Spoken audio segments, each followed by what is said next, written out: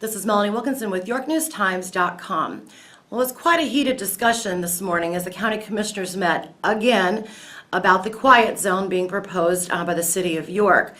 The matter of whether or not the crossing on Road L should be closed permanently has come back to the county board because some of the protocol was not correctly followed the last time. Now, this morning, the decision was simply whether or not the highway superintendent should be directed to do a traffic study at that crossing. But two of the commissioners, recognizing that the next time they vote for whether or not the crossing should be closed, it will take a supermajority to make that happen, while two of them continue to say that they are not going to change their votes.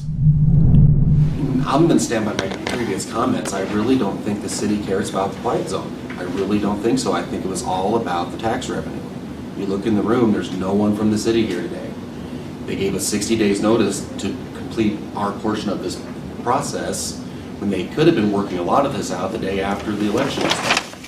I feel they should have been trying to work a lot of this out before the election was held, even before they asked the voters to approve that sales tax increase. And I think they made some comments at some of our meetings that have been misleading. They told us they could do certain things, and then they come up at the next meeting and say, no, they can't. They've been misleading the Groatzes on as far as police escorts. I know Mr. Groatz contacted them after they said they could provide police escorts. He contacted the chief of police, and the chief of police had no idea what he was talking about. So I don't know what's going on at City Hall, why they don't have their act together, but at this time, I'm not going to support any kind of project when these kind of shenanigans are going on. I think it's just all about the money is all it's about. And I think also the other thing that got misled was road width, wasn't it? You measured it yourself and said, and they tried to tell them point blank it was 12 feet or so wider, when actually it's what he had said. I'm probably going to, as of now, stick with my vote too, so it's probably... You're staying with your vote on the final. Yeah, as of now. I don't foresee... We've got this issue before us now to vote on. So, and this is just simple majority today. Yeah. right. You can pass this today and it can go through, but as of now, my vote's standing. I don't foresee it changing. I would just make the comment that, you know, we all got to vote the way we feel.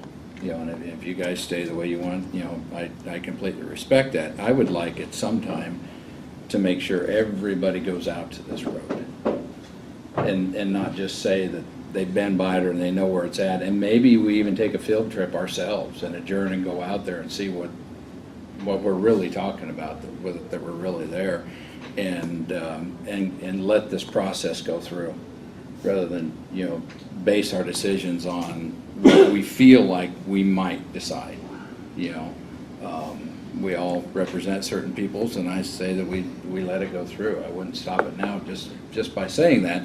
I know we all get emotional about lines and how we feel things happen, and Kurt, in response to that, you know, yes, he contacted Chief Klug on something the administrator said that morning that obviously she didn't have time to respond to Chief Klug that day. So have they had a conversation? I'm sure they have. I don't know.